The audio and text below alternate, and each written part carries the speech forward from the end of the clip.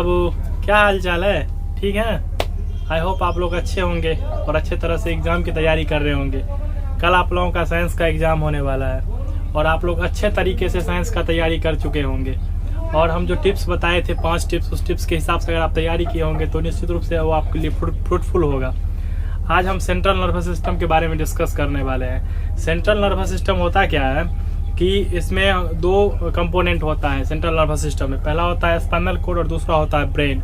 Spinal cord उतना important topic नहीं, हालांकि पूछ सकता है उससे भी, लेकिन ब्रेन क्या है उससे ज़्यादा इम्पोर्टेंट टॉपिक है।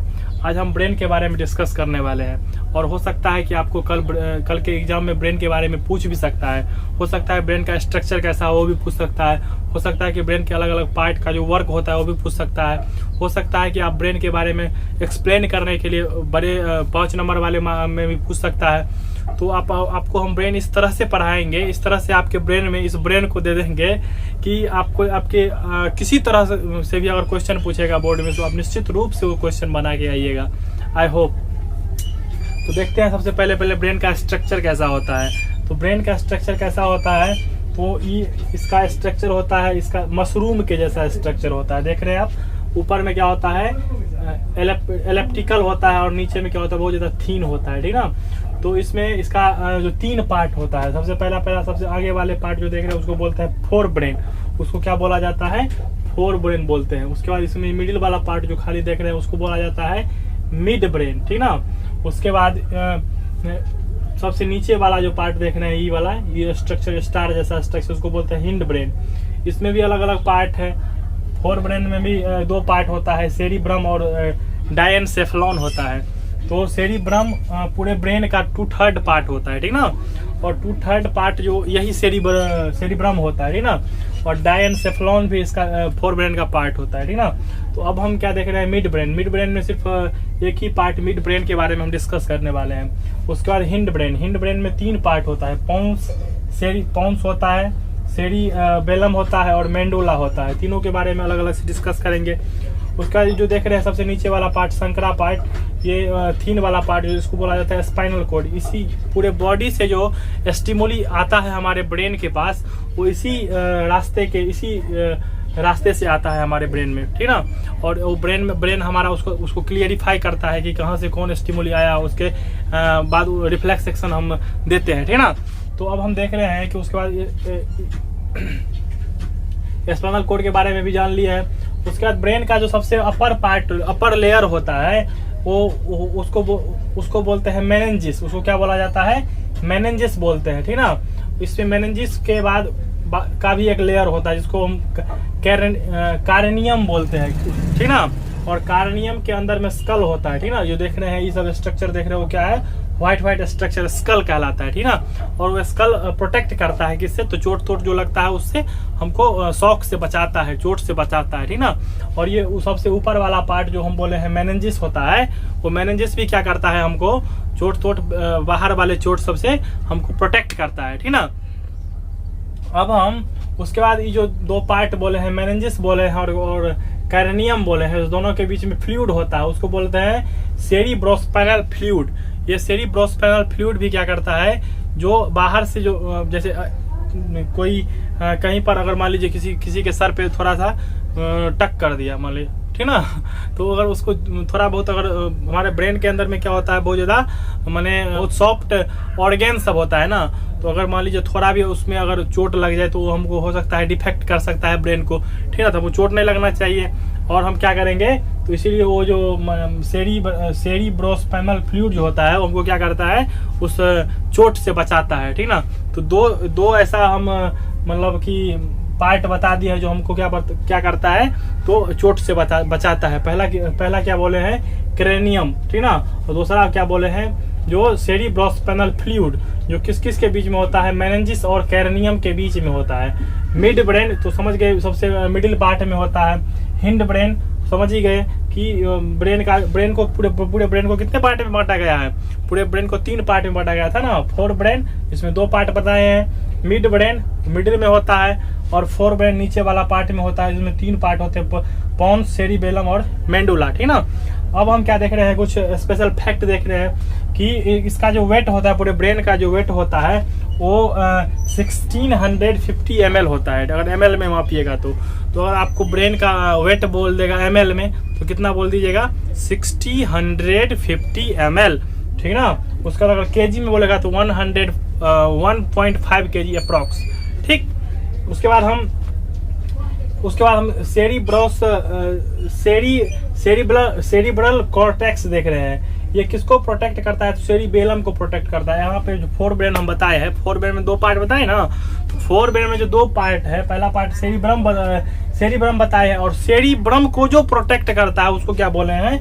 उसको बोले हैं सेरिब्रल कॉर्टेक्स बोले हैं। माने सेरिब्रम जिस पाउच में रहता है, जिस मतलब सेरिब्रम को जो प्रोटेक्ट करता है उसको क्या बोलेंगे? सेरिब्रल कॉर्टेक्स बोलेंगे, ठीक ना। उसके बाद अगला फैक्ट क्या है कि शेप लाइक मशरूम, पहले ही बताइए, डिस्कशन स्टार्ट हुआ, लेक्चर स्टार्ट हुआ, उससे पहले ही आपको हम बता दिए थे कि पूरे ब्रेन का जो शेप होता है किस तरह से होता है, तो मशरूम की तरह होता है, ठीक ना। अब हम लगता है आपको ब्रेन के स्ट्रक्चर के बारे में पूरी बता दिए हैं, ठीक ना। तो पूरी ब्रेन का स्ट्रक्चर किस तरह से होता है, तो मशरूम की तरह होता है। उसका 3 पार्ट होता है। फोर ब्रेन में 2 पार्ट होता है। सेरिब्रम जिसका जो पूरे ब्रेन का 2/3 पार्ट होता है। उसके बाद डायनसेफ्लॉन होता है, फोर ब्रेन का ही पार्ट है। उसके बाद मिड ब्रेन सेकेंड पार्ट है।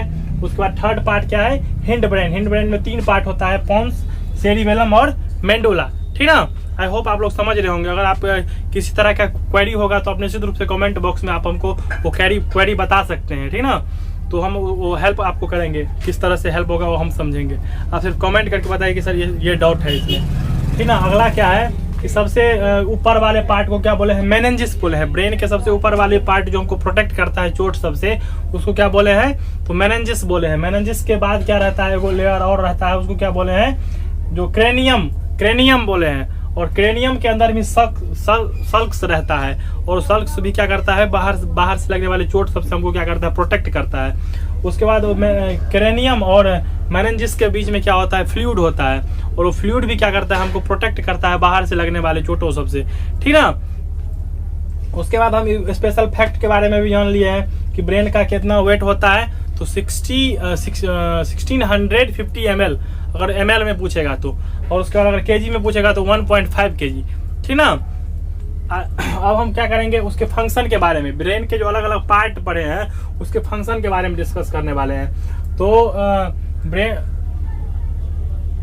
फंक्शन के बारे में डिस्कस करने से पहले आप लोगों से एक रिक्वेस्ट करेंगे कि अगर आप इस चैनल पर नए हैं तो निश्चित रूप से सबसे पहले आप इस चैनल को सब्सक्राइब कर लीजिए कि आगे आने वाले वीडियो का नोटिफिकेशन आपको सबसे पहले मिले, और हमारे साथ बने रहिएगा तो निश्चित रूप से आपको बहुत ज़्यादा एजुकेशनल फायदा होने वाला है। बहुत ज़्यादा आपको हो सकता है कि ज्ञान में वृद्धि हो सकता है, और अगर आप हमारे साथ बनिएगा तो निश्चित रूप से आपको बहुत हेल्पफुल होगा आपके आने वाले प्रिपरेशन में, आपके बोर्ड एग्जाम में, चाहे वो सोशल साइंस का एग्जाम हो, चाहे वो मैथ्स का एग्जाम हो, चाहे वो हिंदी का एग्जाम हो।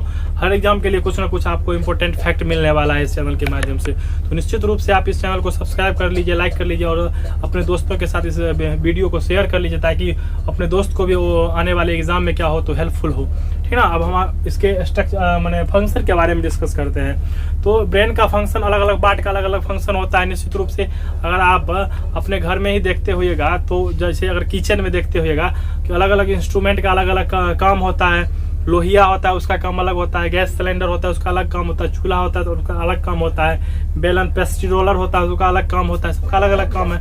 तो ब्रेन में जो अलग अलग पार्ट बताया उसका भी क्या होता है? अलग अलग वर्क होता है। तो ब्रेन के अलग अलग पार्ट के अलग अलग वर्क के बारे में हम क्या करेंगे तो डिस्कस करेंगे। तो ये हम जानते हैं किस तरह से अलग अलग पार्ट का अलग अलग वर्क होता है। तो ब्रेन में सबसे पहले हम फोर ब्रेन के बारे में डिस्कस किए थे। तो फोर ब्रेन में 2 पार्ट बताए थे, सेरिब्रम और डायनसेफ्लॉन। तो सेरिब्रम का भी अलग अलग वर्क होता है।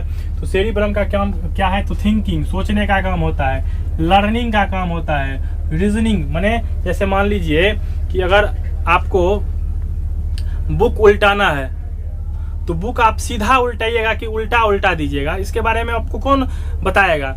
तो आपको यही बताएगा कौन? तो सेरिब्रम बताएगा कि मतलब रीजनिंग, सोचने का सही तरीका से मैंने क्या करेंगे तो हम हमारे लिए अच्छा होगा।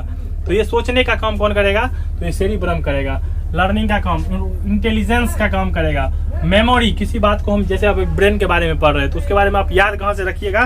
तो बस इसी सेरिब्रम में याद रखिएगा।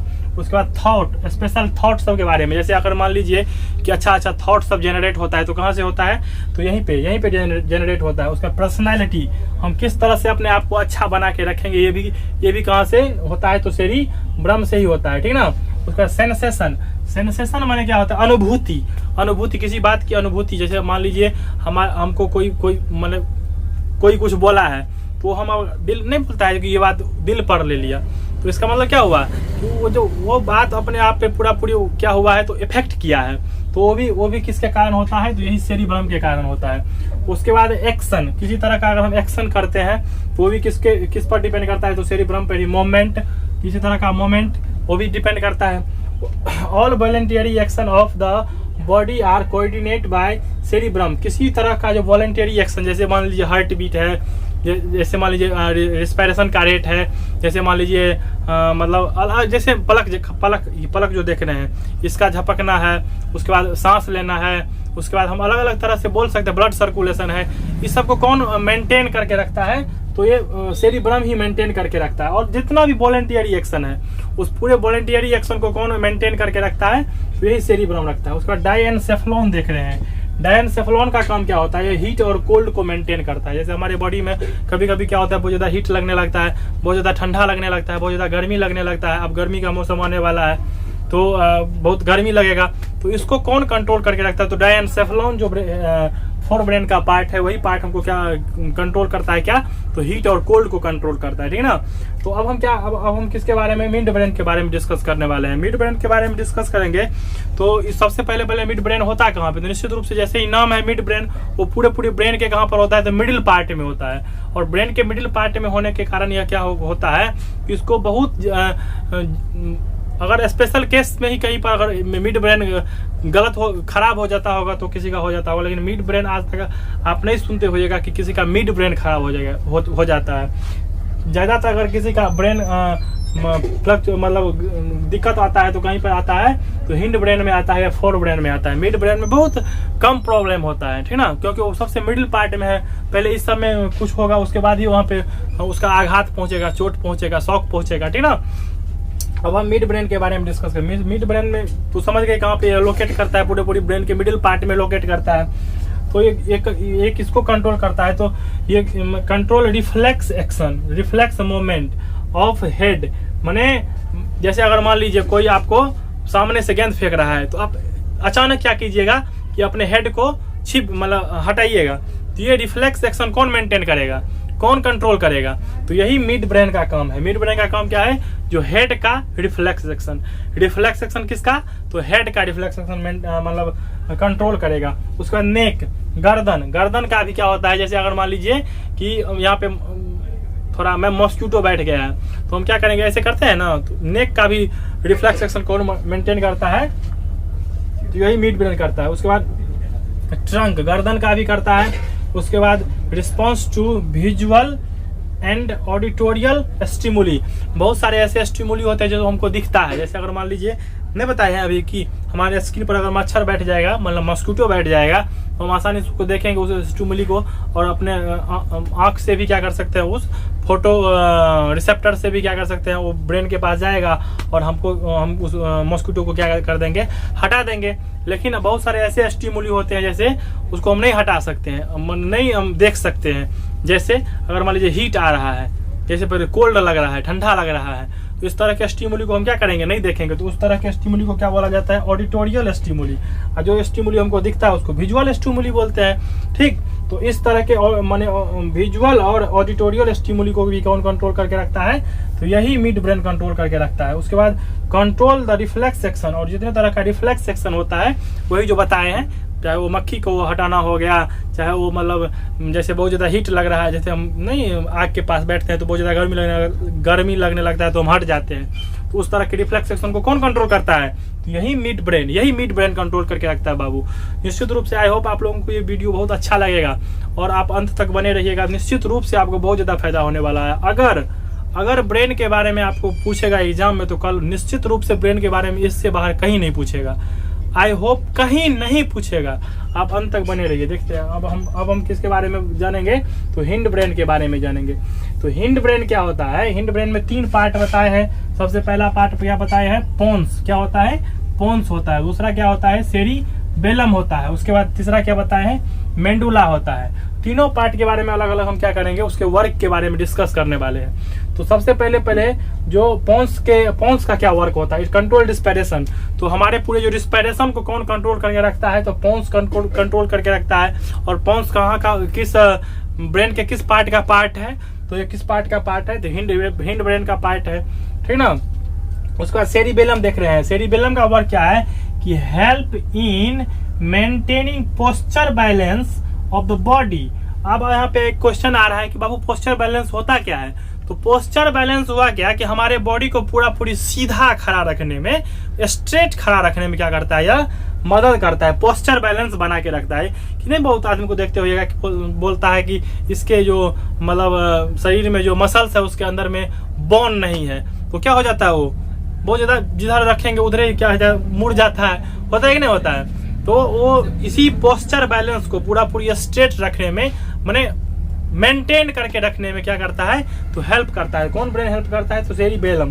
सेरिबेलम किसका पार्ट है, तो हिंड ब्रेन का पार्ट है। अब हम क्या करेंगे, अगला देख रहे हैं वॉकिंग, चलने में भी क्या करता है, यह है सेरिबेलम मतलब हेल्प करता है। जैसे अगर मान लीजिए कि हमको किधर जाना है, तो इसको कौन कंट्रोल करेगा, तो सेरिबेलम कंट्रोल करेगा। डांस करना है तो उसको कौन कंट्रोल करेगा, सेरिबेलम। रीडिंग, पढ़ना है तो उसको कौन कंट्रोल करेगा, तो सेरिबेलम कंट्रोल करेगा। और लास्ट में क्या है, मेंडुला। मेंडुला किसको कंट्रोल करता है और इसका क्या वर्क है, तो इसका भी वर्क बहुत ज्यादा इंपॉर्टेंट रखता है। तो मेंडुला का क्या वर्क होता है, it control heart beat. Heart beat को कौन कंट्रोल करता है, तो मेंडुला कंट्रोल करता है। ब्रीथिंग को कौन कंट्रोल करता है, तो मेंडुला कंट्रोल करता है। ब्लड प्रेशर जो देख रहे हैं उसको भी कौन कंट्रोल करता है, तो यही मेंडुला करता है, ठीक ना। और इनवॉलंटरी एक्शन, जितना भी जैसे स्नीजिंग हुआ, इस तरह का जो वर्क होता है उसको कौन कंट्रोल करेगा, तो यही मेंडुला करेगा, ठीक ना। आई होप आप लोगों को ये वीडियो बहुत अच्छा लगेगा और बहुत एग्जाम में हेल्पफुल होगा। निश्चित रूप से आप अगर इस वीडियो को देख के जाइएगा तो आपको एग्जाम में एक ना एक क्वेश्चन जरूर पूछेगा, ये मेरा विश्वास है, ठीक ना। Thank you.